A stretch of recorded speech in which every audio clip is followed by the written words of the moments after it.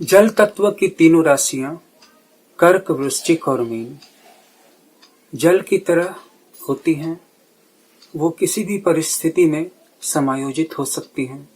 जैसे पानी को किसी भी बर्तन में डाला जाए तो उसी का आकार ग्रहण कर लेता है, वैसे ही वो किसी भी राशि के व्यक्ति के साथ, जीवन साथी के साथ, पार्टनर के साथ, दोस्तों के साथ या फिर ऑफिस में कलीग्स के साथ अच्छी तरह से एडजस्ट कर जाती है।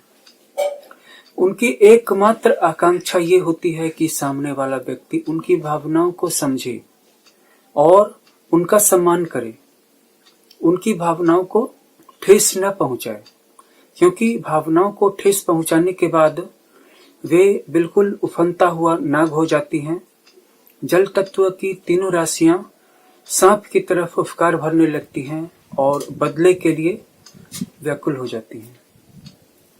तो इनमें से कोई भी राशि, कर्क, वृश्चिक या मीन, अगर आपका पार्टनर है, ऑफिस में सहकर्मी है, जीवन साथी है या मित्र है, तो थोड़ा सा सावधान रखें अपने बातों को रखने के तरीके के मामले में।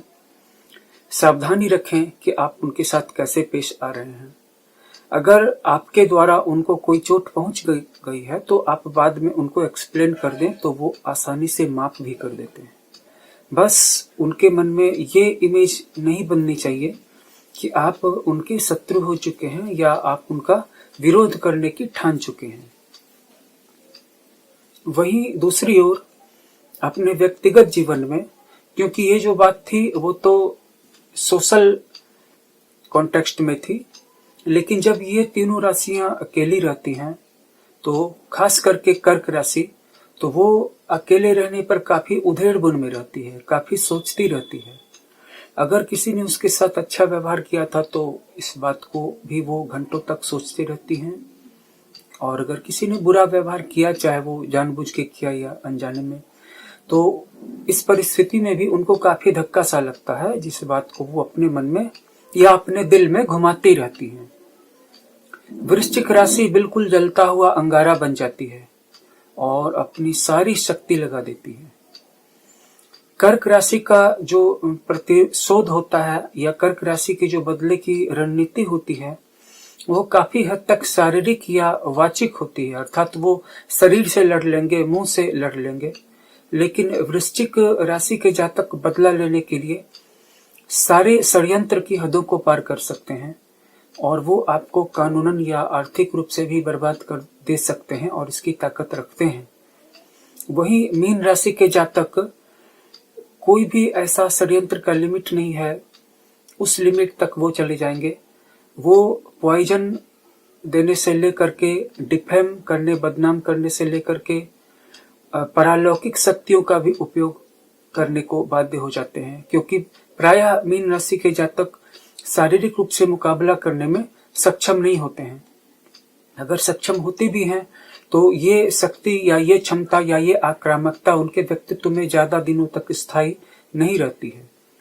इसीलिए मैं कह रहा हूं कि अगर इनमें से कोई आपका जीवन साथी, पार्टनर या दोस्त है तो कभी भी भूल करके भी इनका अपमान न करें।